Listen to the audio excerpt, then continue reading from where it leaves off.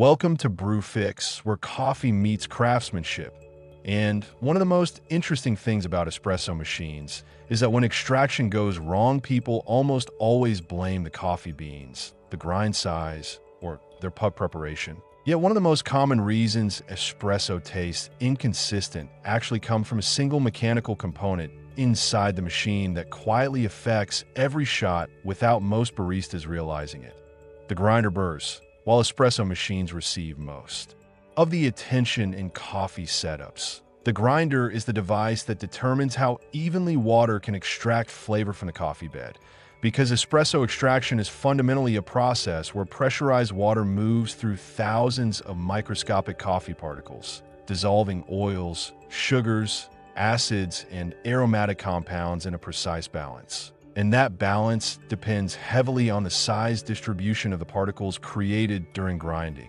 When burrs are new and properly aligned, they produce a relatively controlled particle distribution where most of the coffee grounds fall within the ideal size range for espresso extraction, allowing water to flow evenly through the puck and dissolve flavor compounds in a predictable way. But as burrs were down over time, their cutting edges become dull, and the grinding process produces a much wider spread of particle sizes, including excessive fines and larger uneven fragments known as boulders, and this uneven distribution creates major problems for extraction because the smallest particles over-extract quickly while the larger particles remain under-extracted, resulting in shots that taste simultaneously bitter, sour, and hollow even when the brew recipe appears correct. The problem becomes even more subtle because worn burrs often do not cause dramatic visual changes in the grind itself, meaning the coffee may still appear fine enough for espresso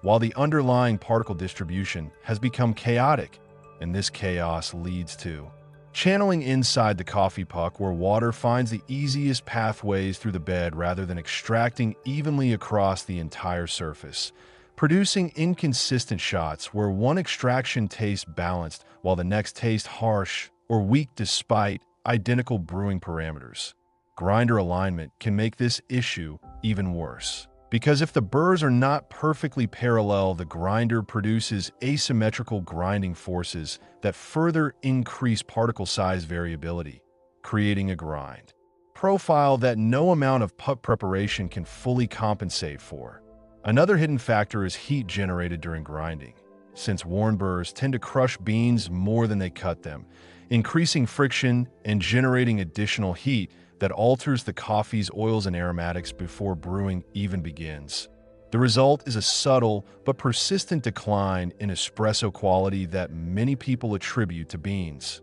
water chemistry, or machine calibration when the real culprit is the grinder quietly degrading extraction quality shot after shot.